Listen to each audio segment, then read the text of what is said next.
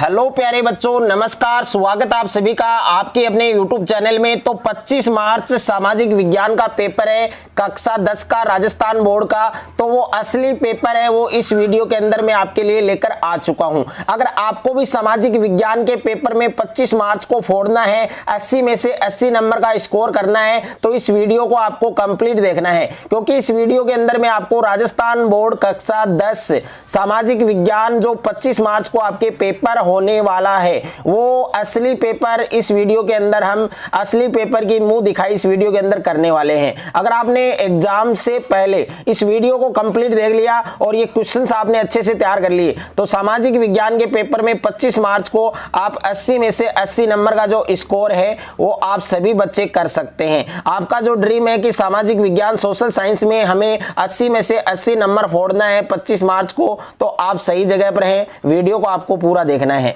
तो वीडियो को शुरू करने से पहले आप सभी बच्चों से मेरी एक रिक्वेस्ट है, यदि अभी तक आपने हमारे चैनल को सब्सक्राइब नहीं किया है तो सब्सक्राइब कर लीजिए और साथ में नोटिफिकेशन बेल को प्रेस कर लीजिए। तो देखिए, सबसे पहले पेपर है वो सील होगा आपके, तो यहां से आपको उसको फाड़ना है। ओके, पहले प्यारे बच्चों, यहां पर सबसे पहले आपको खंड ए दिया गया है, यानी पेपर में आपको सबसे पहले सेक्शन ए दिया गया है और सेक्शन ए के अंदर प्रश्न संख्या 1 है आपके कि निम्न प्रश्नों के उत्तर का सही विकल्प चयन कर उत्तर पुस्तिका में लिखिए। यानी प्रश्न संख्या 1 है जो आपके सेक्शन ए का क्वेश्चन है और इसमें टोटल आपको 12 क्वेश्चन देखने को मिलेंगे और प्रत्येक क्वेश्चन का जो अंक बार है वो आपके 1 होगा। तो यहां पर मेरे प्यारे रसगुल्लों, मेरे प्यारे बच्चों, पहला जो क्वेश्चन है, पहला क्वेश्चन है कि इंडो चाइना किन किन देशों से मिलकर बना है। तो इंडो चाइना है वो कौन कौन से देशों से मिलकर बना है? तो ए ऑप्शन के अंदर आपके वियतनाम है और बे ऑप्शन के अंदर आपके लाओस है, से ऑप्शन के अंदर आपके कंबोडिया है और दे ऑप्शन के अंदर आपके उपयुक्त सभी है। तो मेरे प्यारे बच्चों, इस क्वेश्चन का जो करेक्ट आंसर है वो आपके ऑप्शन नंबर दे होगा। ऑप्शन नंबर दे होगा, यानी इंडो चाइना है वो कौन कौन से देशों से मिलकर बना है? वियतनाम, लाओस और कंबोडिया। इसलिए इस क्वेश्चन का जो करेक्ट आंसर है वो प्यारे बच्चों क्या होगा? आपके ऑप्शन नंबर दे। उसके बाद में देखिए प्यारे बच्चों, दूसरे क्वेश्चन की मैं बात करूं तो दूसरा प्रश्न है आपके कि वियतनाम को औपचारिक रूप से आजादी मिली थी। तो वियतनाम को औपचारिक रूप से आजादी है वो कब मिली थी? तो इसमें भी मेरे प्यारे बच्चों 4 ऑप्शन आपको दे रखे हैं। 4 ऑप्शन मेरे प्यारे बच्चों इसमें दे रखे हैं। तो यहां पर जो पहला ऑप्शन है वो आपके क्या है? तो यहां पर ए ऑप्शन के अंदर आपको 1942 दे रखा है और बे ऑप्शन के अंदर आपको 1945 दे रखा है, से ऑप्शन के अंदर आपको सन 1949 में और दे ऑप्शन में सन 1964 में। तो वियतनाम को आजादी कब मिली थी? सन 1945 में। तो इस क्वेश्चन का करेक्ट आंसर मेरे प्यारे बच्चों क्या होगा? आपके ऑप्शन नंबर बे होगा। ओके, उसके बाद में तीसरे क्वेश्चन की हम बात करते हैं। तो यहां पर प्रश्न संख्या 3 है आपके कि दलित वर्ग एसोसिएशन का गठन कब हुआ? तो दलित वर्ग एसोसिएशन का जो गठन है वो कब हुआ था? तो ए ऑप्शन में आपको 1930 दे रखा है, बे में आपको 1925 दे रखा है, से में आपको 1940 दे रखा है और दे ऑप्शन में 1965 दे रखा है। तो इस क्वेश्चन का करेक्ट आंसर मेरे प्यारे रसगुल्लो ऑप्शन नंबर ए होगा, यानी दलित वर्ग एसोसिएशन का जो गठन है वो 1930 में हुआ था। तो ये आप सभी बच्चों को ध्यान रखना है। उसके बाद में देखिए प्रश्न संख्या 4, बहुत ही बड़ा शानदार क्वेश्चन है कि रिंडरपेस्ट नामक पशुओं की बीमारी, यानी रिंडरपेस्ट ये एक बीमारी है जो पशुओं में होती है। ओके, रिंडरपेस्ट नामक पशुओं की जो बीमारी है वो निम्न में से किस महाद्वीप में फैली थी? तो ए ऑप्शन के अंदर मेरे प्यारे बच्चों यूरोप, बे में आपके एशिया, से में अफ्रीका और दे में आपके अमेरिका। तो इस क्वेश्चन का करेक्ट आंसर होगा मेरे प्यारे बच्चों, इस क्वेश्चन का करेक्ट आंसर होगा आपके ऑप्शन नंबर बे, यानी रिंडरपेस्ट नामक पशुओं की जो बीमारी है वो निम्न में से किस महाद्वीप में फैली थी? एशिया में। तो ये आपको अच्छे से ध्यान देना है। उसके बाद में देखिए क्वेश्चन नंबर 5 है आपके कि वह शब्द कौन सा है? वह शब्द कौन सा है जो आमतौर पर एशिया के लिए इस्तेमाल किया जाता है? यानी वह शब्द कौन सा है जो आमतौर पर एशिया के लिए इस्तेमाल किया जाता है? तो इस क्वेश्चन में देखिए ऑप्शन नंबर ए आपको सौदागर दे रखा है, बे में आपको आदि दे रखा है, से में आपको प्राच्य दे रखा है और दे में आपको जादुई चिराग दे रखा है। तो इस क्वेश्चन का करेक्ट आंसर मेरे प्यारे बच्चों क्या होगा? आपके ऑप्शन नंबर स होगा। यानी वह शब्द जो आमतौर पर एशिया के लिए इस्तेमाल किया जाता है उसको प्राच्य कहते हैं, यानी ओरिएंटल कहते हैं। उसके बाद में देखिए नेक्स्ट है आपके यहाँ पर क्वेश्चन नंबर 6। तो क्वेश्चन नंबर 6 है मेरे प्यारे बच्चों कि निम्नलिखित में से कौन सा उद्योग चूना पत्थर को कच्चे माल के रूप में प्रयुक्त करता है। तो यहाँ पर देखिए आपको क्वेश्चन में क्या दिया गया है कि निम्नलिखित में से कौन सा उद्योग चूना पत्थर को कच्चे माल के रूप में प्रयुक्त करता है। तो इस क्वेश्चन का सही उत्तर है वो आपके क्या होगा। तो इस क्वेश्चन का सही उत्तर होगा मेरे प्यारे बच्चों आपके ऑप्शन नंबर से, यानी सीमेंट। यानी निम्नलिखित में से कौन सा उद्योग चूना पत्थर को कच्चे माल के रूप में प्रयुक्त करता है, सीमेंट। उसके बाद में देखिए क्वेश्चन नंबर 7 है आपके, क्वेश्चन नंबर 7 है प्यारे बच्चों कि कच्चे पदार्थ को मूल्यवान उत्पाद में परिवर्तित कर अधिक मात्रा में वस्तुओं को कहा जाता है। तो ए ऑप्शन के अंदर विनिर्माण, ब ऑप्शन के अंदर उद्योग, स में आपके निर्माण और द में आपके व्यापार। तो इस क्वेश्चन का करेक्ट आंसर होगा मेरे प्यारे बच्चों विनिर्माण। यानी कच्चे पदार्थ हैं उनको मूल्यवान उत्पाद में बदलने पर या परिवर्तित कर अधिक मात्रा में वस्तुओं को क्या कहा जाता है, विनिर्माण कहा जाता है। उसके बाद में देखिए प्रश्न संख्या 8 है आपकी। अब देखिए प्रश्न संख्या 8 में आपको क्या दिया गया है। प्रश्न संख्या 8 में दिया गया है कि बहुजन समाज पार्टी का संस्थापक है। तो बहुजन समाज पार्टी का संस्थापक कौन है। तो ए ऑप्शन में काशीराम दे रखा है, ब में साहू महाराज दे रखा है और स में आपके भीम आर अम्बेडकर दे रखा है और द में आपके ज्योतिबा फुले दे रखा है। तो इस क्वेश्चन का करेक्ट आंसर होगा मेरे प्यारे बच्चों काशीराम। यानी बहुजन समाज पार्टी का जो संस्थापक है वो कौन है, काशीराम है। उसके बाद में देखिए क्वेश्चन नंबर 9 है आपकी। क्वेश्चन नंबर 9 है कि निम्न में से जनमत निर्माण में महत्वपूर्ण भूमिका निभाता है। तो ए ऑप्शन के अंदर आपको राष्ट्रपति दे रखा है और ब ऑप्शन के अंदर मुख्यमंत्री, स में सरपंच और द में आपके राजनीतिक दल। तो इस क्वेश्चन का correct answer option number D होगा आपकी। यानी जनमत निर्माण में महत्वपूर्ण भूमिका निभाता कौन है, राजनीतिक दल। और उसके बाद में मेरे प्यारे बच्चों में बात करूं क्वेश्चन नंबर 10 की। तो देखिए क्वेश्चन नंबर 10 में आपको क्या दिया गया है। क्वेश्चन नंबर 10 में आपको पूछा गया है कि नेल्सन मंडेला का संबंध किस देश से।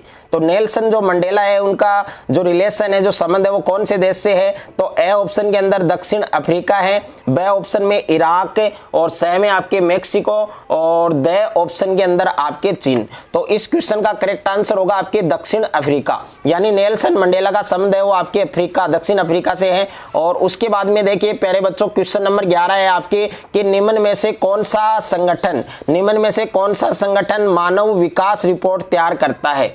तो ये आपको बताना है कि क्वेश्चन नंबर 11 का करेक्ट आंसर क्या होगा कि निम्न में से कौन सा संगठन है जो मानव विकास रिपोर्ट तैयार करता है। तो मानव विकास रिपोर्ट तैयार कौन करता है मेरे प्यारे बच्चों, यूएनडीपी। ओके। और उसके बाद में देखिए क्वेश्चन नंबर 12 है आपके, बहुत ही शानदार क्वेश्चन है आपके कि भारत में राष्ट्रीय उपभोक्ता दिवस कब मनाया जाता है। तो भारत में राष्ट्रीय उपभोक्ता दिवस कब मनाया जाता है मेरे प्यारे बच्चों, 24 दिसंबर को। तो इस क्वेश्चन का करेक्ट आंसर क्या होगा मेरे प्यारे बच्चों, ऑप्शन नंबर ब होगा। उसके बाद में देखिए प्रश्न संख्या 2 है आपके, रिक्त स्थानों की पूर्ति कीजिए। तो इसमें आपको टोटल 6 क्वेश्चन देखने को मिलेंगे। तो यहाँ पर पहला जो क्वेश्चन है वो आपको क्या पूछा गया है। पहला क्वेश्चन पूछा गया है मेरे प्यारे बच्चों आपको कि जब वस्तुओं का लेन देन बिना मुद्रा के प्रयोग से आपस में ही हो जाता है, ऐसी व्यवस्था को हम क्या कहते हैं। तो ऐसी व्यवस्था को मेरे प्यारे बच्चों वस्तु विनिमय कहते हैं। क्या कहते हैं, वस्तु विनिमय। तो इस रिक्त स्थान में आएगा आपके वस्तु विनिमय, ये आपको लिखना है। ओके। उसके बाद में देखिए सेकंड क्वेश्चन है आपके, इसमें रिक्त स्थान दिया गया है पहले, वह संपत्ति है जिसका मालिक कर्जदार होता है, जिससे वह ऋण लेने के लिए गारंटी के रूप में इस्तेमाल करता है जब तक ऋण चुकता नहीं हो जाता। तो इस रिक्त स्थान में आएगा मेरे प्यारे बच्चों समर्थक ऋणाधार। क्या आएगा मेरे प्यारे बच्चों, समर्थक और ऋणाधार, ये आपको इसमें लिखना है, समर्थक ऋणाधार। ओके।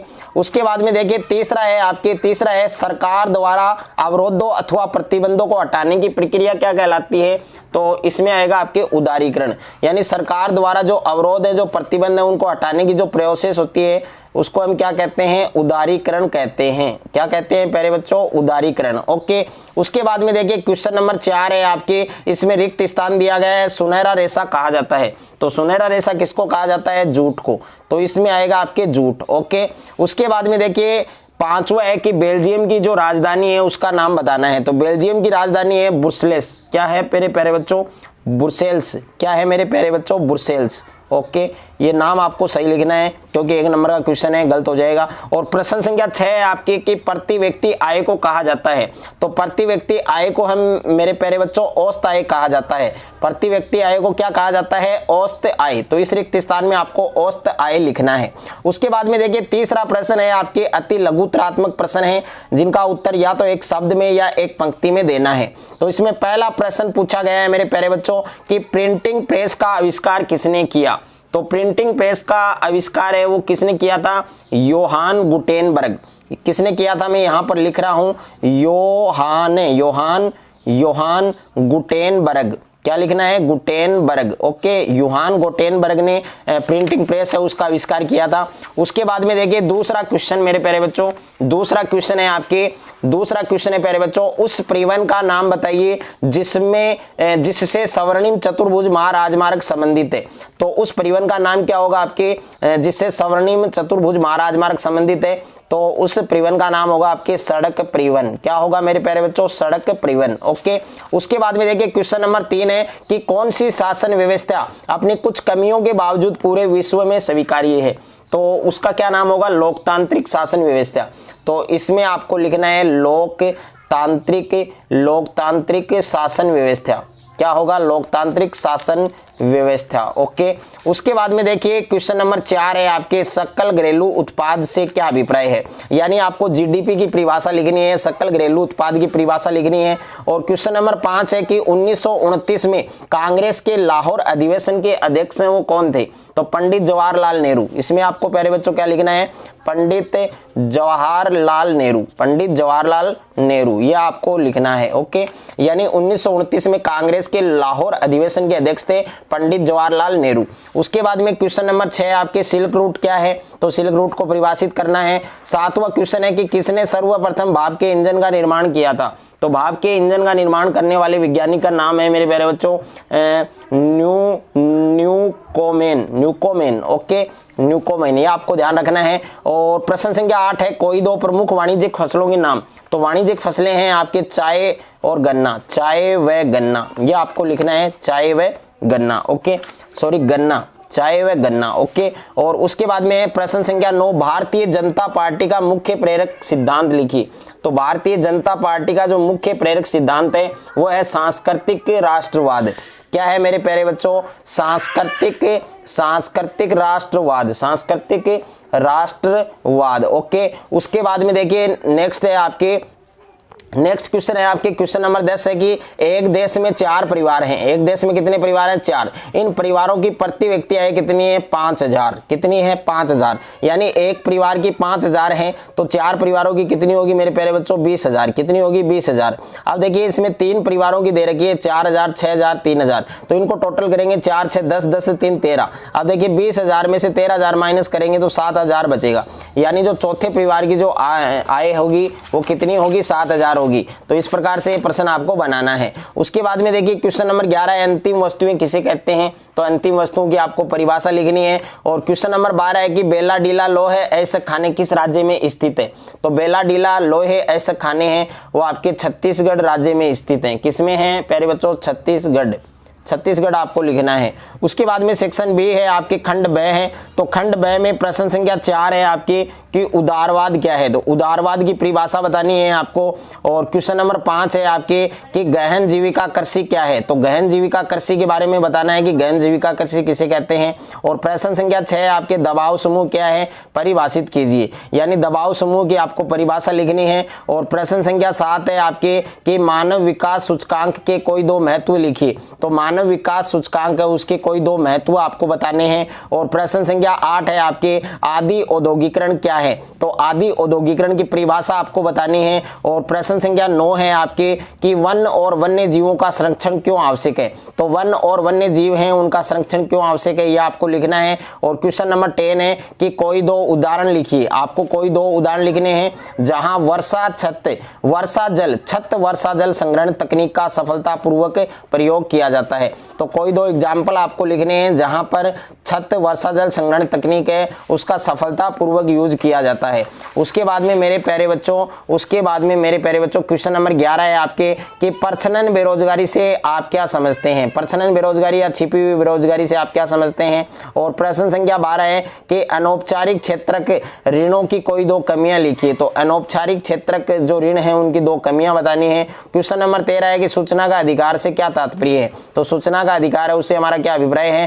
क्वेश्चन नंबर 14 है कि ग्रामीण क्षेत्रों में सहकारी समितियों की गतिविधियां बढ़ाने हेतु कोई दो सुझाव दीजिए। तो ग्रामीण क्षेत्र हैं जो गांव हैं उनमें सहकारी समितियां हैं उनकी गतिविधियां बढ़ाने के लिए कोई दो सुझाव आपको लिखने हैं। और प्रश्न संख्या 15 है कि ब्रिटेन वुड्स समझौता क्या है। तो ब्रिटेन वुड्स समझौता क्या है उसके बारे में लिखना है। और क्वेश्चन नंबर 16 है आपके कि बहुउद्देशीय परियोजना है उसको स्पष्ट कीजिए। तो बहुउद्देशीय परियोजना है उसको आपको स्पष्ट करना है। उसके बाद में मेरे प्यारे बच्चों आपके खंड स है। अब देखिए खंड स में प्रश्न संख्या 17 है आपके कि ब्रिटेन और अन्य यूरोपीय देशों के राष्ट्रवाद का तुलनात्मक अध्ययन कीजिए। तो ब्रिटेन और अन्य यूरोपीय जो देश हैं उनके राष्ट्रवाद का तुलनात्मक अध्ययन करना है। प्रश्न संख्या 18 है मेरे प्यारे बच्चों खादर और बागर में अंतर स्पष्ट कीजिए। तो खादर और बागर में आपको अंतर स्पष्ट करना है। और प्रश्न संख्या 19 है कि भारत में लैंगिक विषमता है उसको स्पष्ट कीजिए। तो भारत के अंदर लैंगिक विषमता है उसको आपको स्पष्ट करना है। और उसके बाद में प्रश्न संख्या 20 है आपके कि वैश्वीकरण में सूचना और संचार प्रौद्योगिकी की भूमिका को किन्हीं 3 आधारों पर आपको स्पष्ट करना है। उसके बाद में सेक्शन डी है आपके खंड द है। और खंड द में प्रश्न संख्या 21 है आपके कि 1909 में गांधी जी द्वारा रचित पुस्तक का नाम लिखिए हिंदू स्वराज्य। ओके। और उन्होंने स्वतंत्रता प्राप्ति हेतु अंग्रेजों के विरुद्ध असहयोग की नीति क्यों अपनाई ये आपको बताना है। अथवा में प्रश्न है कि महात्मा गांधी की दांडी यात्रा ब्रिटिश शासन के खिलाफ प्रतिरोध का असरदार प्रतीक थी ये आपको समझाना है। और प्रश्न संख्या 22 है कि संघवाद क्या है। संघवाद की मुख्य जो विशेषताएं हैं उनको आपको लिखना है। और अथवा में प्रश्न है मेरे प्यारे बच्चों कि भारत में संविधान संशोधन करके भारतीय लोकतंत्र के स्ववासी निकायों को अधिक शक्तिशाली तथा प्रभावी बनाने हेतु क्या कदम उठाए गए। तो ये आपको लिखना है। उसके बाद में मेरे प्यारे बच्चों यहाँ पर क्वेश्चन नंबर 23 आपको दे रखे हैं कि दिए गए भारत के रेखा मानचित्र में निम्नलिखित को अंकित कीजिए। जिसमें पहला है मयूरभंज, दूसरा नागपुर है, तीसरा नेल्लोर है, चौथा आपके अजमेर है। और अथवा में दे रखा है जिसमें पहला रावतबाटा, दूसरा गांधीनगर, तीसरा ब्यावर, चौथा आपके अमरकंटक। तो इन सब को आपको क्या करना है भारत के रेखा मानचित्र में दर्शाना है। अगर आपने ये पेपर पूरा एग्जाम से पहले अच्छे से तैयार कर लिया तो 25 मार्च को सामाजिक विज्ञान सोशल साइंस के पेपर में सभी बच्चे 80 में से 80 नंबर का स्कोर है वो 100% करके आएंगे। अगर आपको ये वीडियो अच्छा लगे तो वीडियो को आप ज़्यादा से ज़्यादा बच्चों के साथ शेयर करें ताकि ऑल स्टूडेंट राजस्थान बोर्ड के ऑल स्टूडेंट क्लास 10th के 25 मार्च को सभी बच्चों को फायदा मिल सके, बेनिफिट मिल सके। तो आपको ज़्यादा से ज़्यादा बच्चों के साथ वीडियो को शेयर करना है, ज़्यादा से ज़्यादा वीडियो को लाइक करना है। और चैनल पर आप नए हैं तो चैनल को आप सब्सक्राइब कर ले, साथ में नोटिफिकेशन बेल को प्रेस कर लें।